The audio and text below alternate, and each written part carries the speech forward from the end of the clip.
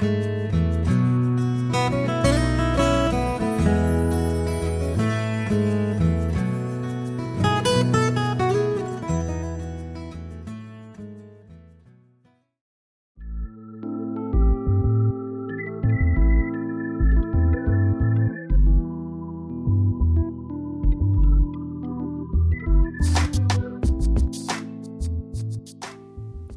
I'm now joined by Justin Wilkins with the Endowment for Youth.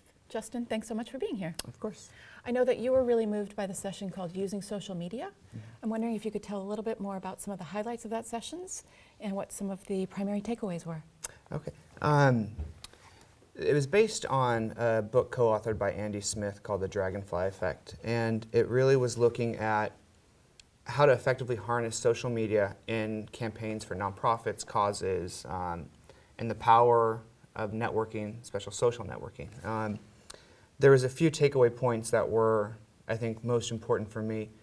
The first would be kind of the perception of nonprofits as business models versus for-profits. When you look at studies done, people tend to describe nonprofits as being warm, comfortable, welcoming, but less effective.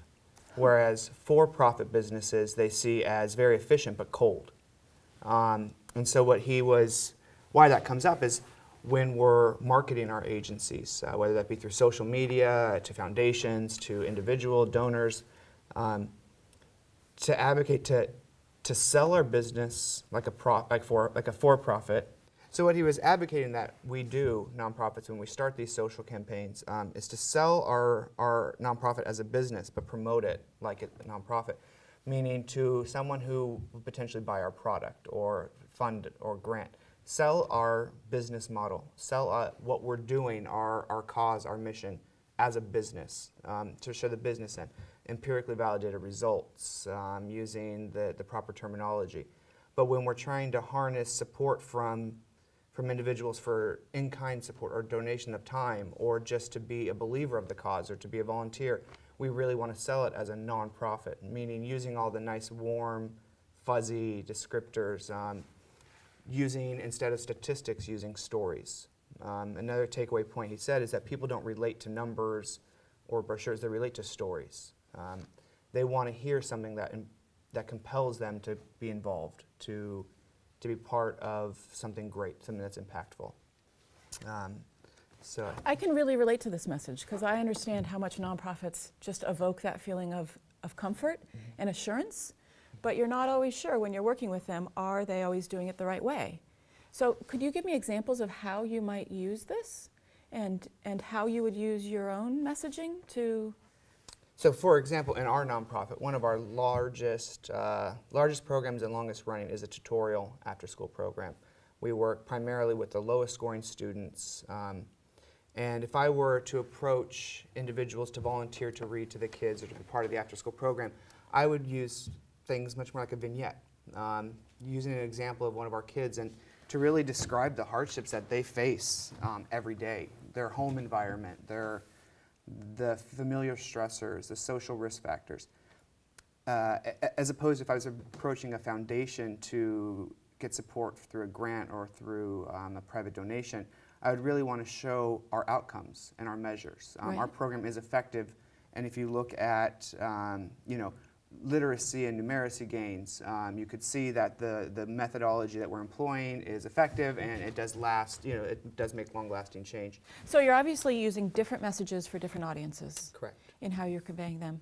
And was there any conversation at all about use of technologies, in use of Facebook, use of Twitter, kind of use of the new media mechanisms that seem to be really out there and prevalent these days? Yeah. And I think, before I go there with that, there was a few things that he talked about in what the Dragonfly Effect. There's 4 principles, and one of those, the largest ones, was focus and clarity in your message. That really becomes important when you're using new technology like Twitter, Facebook, LinkedIn. Audiences will pull away when the message is too long or too saturated with facts or words or descriptors. You want a clear, concise message. Some of the things that he pointed to were the breast cancer awareness. Very concise messaging through Facebook and makes it easy for people to buy in. They don't have to understand perhaps the recidivism rate for cancer or the treatment. They could know that they want to support this in one sentence, and they could link it to their friend who will support it, who will then get it out to their list of friends, who will then get it out to their list of friends. Sure. But it has to be a clear, concise message. And one of the other factors that goes into using social media is not just being clear in your message, but clear in your solicitation or your ask, as it was called. It really is better suited for one concerted effort for an agency to employ. So it wouldn't be good necessarily to have a social media campaign for each of one of our 7 programs, but rather we would want to choose maybe our largest annual campaign of the year and really get people out to support through that. It is, something he brought up that I would never have thought of, and I think it was really enlightening for the audience is the downfall of using social media. When you don't follow the principles of clarity, focus, action-oriented, using social media could actually be a detriment. Sure. For a lot of these people, like when we employ our agency through Facebook, for example, a lot of people, this will be the first time they have heard of our agency. What message are they going to get, and who's going to be advocating that message on our behalf? Meaning if I send you a link and I want you to support this cause or support us in this way, and you send it to 50 of your friends, how you describe us or how you link us into that message becomes their first experience with our agency. And now that comes with a lot of responsibility. Do you understand Sure. the downfall? And I would have never have thought about that. The other thing is keeping information timely. For nonprofits, we always are doing more with less. That's nothing new.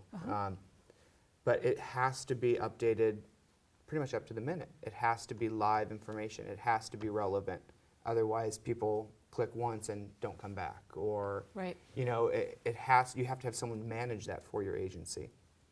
And really, if you don't have the proper infrastructure or budget on that, it could actually be a detriment to your campaign. Right. So can you quickly recap for me? You said there's 4 elements of the dragonfly effect. Could you just quickly recap what those 4 are? To have good focus. Right. To be humanistic, actionable, and have your campaign be testable. How do we know it's going to work? What's going to happen if we do this? To generate attention, to get business people in there, to tell a personal story, and then also to engage your audience. Your story needs to motivate. It's good to tell a nice story and to get people emotional and to get them emotionally invested in your thing, but what is the end goal of that? Motivate them to get active and to support you. And then lastly, take action. How can they go from awareness to feeling an emotional pull to knowing what to do, and now how do they actually do it? How do you as an end user of this social media become active? How do we make it fun for them? How do we make it easy for them to support us? And there's some of these campaigns that he's alluded to, some of the most popular ones, again, the breast cancer awareness. Right. It's fun, it's easy, and the end goal is awareness, and it does that very effectively. Justin, thank you so much for Thank you being very here much. today to talk about social media. I appreciate it. Thank you. Up next, we've got Eric Talkin from the Food Bank of Santa Barbara County.